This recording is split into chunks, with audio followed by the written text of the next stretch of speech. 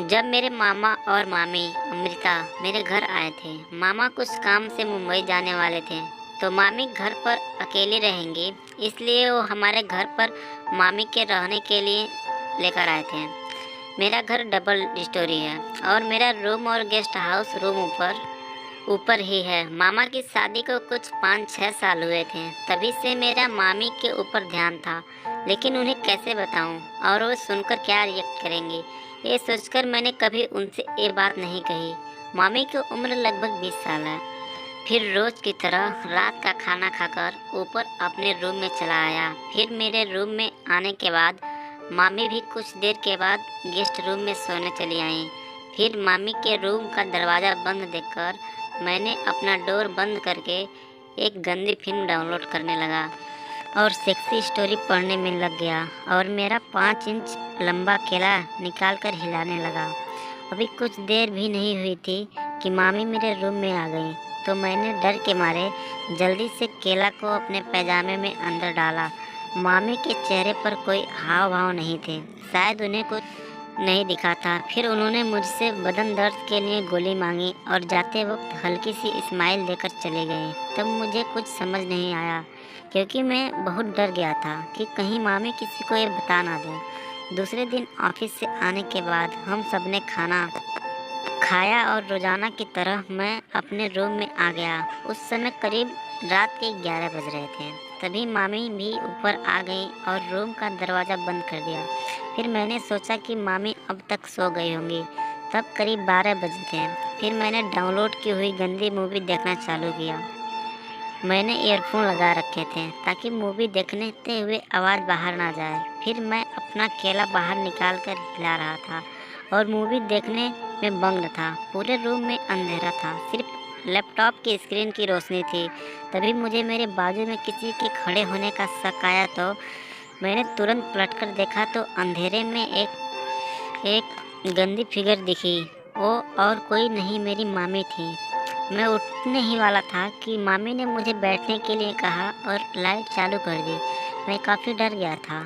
तब तक मैंने अपना केला अंदर डाल दिया था। मामी मेरी कुर्सी के पास में खड़ी थी और मैं नीचे सिर किए हुए बैठा था। मामी के चेहरे पर क्या भाव थे पता ही नहीं चला। और मैंने कहा, सॉरी मामी, आगे से ऐसा कभी नहीं करूँगा। आप प्लीज़ मम्मी पापा को ये बात मत बताना। मामी, अरे नहीं, ये सब जमाने में नहीं तो कब करोगे। मैं वास्तव में मामी, आप कब आई? मामी, कोई बात नहीं, मैं तो सिर्फ दर्द की गोली मांगने आई थी। फिर मैं झट से उठा और गोली देने लगा तो मेरा केला अभी भी पूरा शांत नहीं हुआ था और पैजामे के ऊपर से उसका उभार साफ दिखाई दे रहा था। और जब मैंने मामी की ओर देखा तो उनकी नज़र मेरे केले पर ही थी। गोली देने के बाद मामी रूम से जाते हुए बोली कि प्लीज़ मेरे सिर पर दवा लगा देना। फिर मैं उनके पीछे पीछे उनके रूम में चला गया और वो सीधा लेट गई और मैं उनके तकिए के पास बैठ गया। मामी बाम की शीशी देने ही वाली थी कि मैं हाथ सामने करके उसे लेने लग गया। वे बिल्कुल उनके बाल के ऊपर थी। मुझे हाथ धोने का मौका नहीं मिलने के कारण मेरी उंगलियों से मेरे केले के चिकने पानी का स्मेल आ रही थी। शायद मामी को वो स्मेल पसंद आई और उन्होंने झट से मेरा हाथ अपनी नाक के पास लेकर सूंघने लगी। तो मैंने पूछा, मामी, आप ये क्या कर रही हो? तब वो थोड़ा चौंक गई और बोली, ये तुम्हारे हाथ में किस चीज़ का स्मेल आ रही है? तो मैंने कहा, वो मुझे काफ़ी पसीना आता है ना, उसी की स्मेल है। फिर मैं बाम लगा, लेकिन मामी को लेटे हुए देखकर मुझसे और कंट्रोल नहीं हो रहा था। मेरी नज़र उनके नींबू और थोड़ा पेट जो कि साड़ी से ढका हुआ था और जांघों पर था, इसलिए बाम लगाते वक्त मेरा हाथ कभी उनकी नाक को लगता तो कभी गाल को लग जाता। मुझे उनके रसीले गुलाबी होठों को देखकर ऐसा लग रहा था कि वो मुझे आमंत्रित कर रही हो, जिससे मेरा केला वैसे ही टाइट हो गया। फिर मैंने बाम की शीशी मेरी जांघों पर रखी ही थी, तो उसे लेने के लिए मामी ने हाथ पीछे कराया तो सीधा मेरे केला को लगा। उनका हाथ लगते ही मेरा केला और तन गया था। मामी को समझ आ गया था कि उनका हाथ किस लगा और वो कुछ ना बोलते हुए आंखें बंद करके पड़ी रहीं। आखिर में मुझसे ही नहीं रहा गया और मैंने झुककर उनके होठों पर मेरे होठ रख दिए और चूमने लगा। तो मामी ने मुझे पीछे धकेला और बोली, निक, ये तुम क्या कर रहे हो? पता नहीं मुझ में कहाँ से हिम्मत आ गई और मैंने साफ कह दिया कि मामी, आप मुझे बहुत अच्छी लगती हो और ये बात मैं आपको बहुत दिनों पहले से ही कहना वाला था, लेकिन डर की वजह से नहीं कह पा रहा था।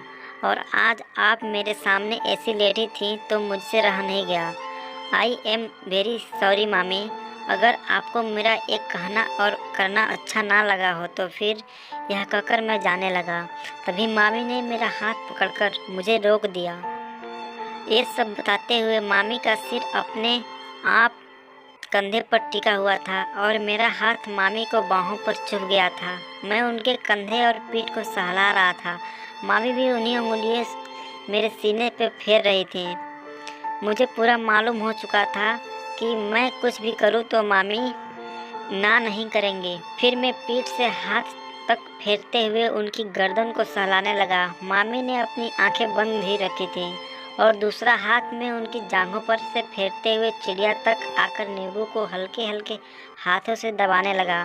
फिर धीरे धीरे मैं उनके पीछे की ओर बैठ गया ताकि पीठ मेरे सीने को चिपक जाए और मेरे दोनों पैर खोलकर उन्हें अंदर खींच लिया। फिर मैंने मामी के बालों को साइड में करके उनकी पीठ पर और गर्दन को चूमने लगा और साथ में दूसरे हाथ से उनकी कमर को सहला रहा था।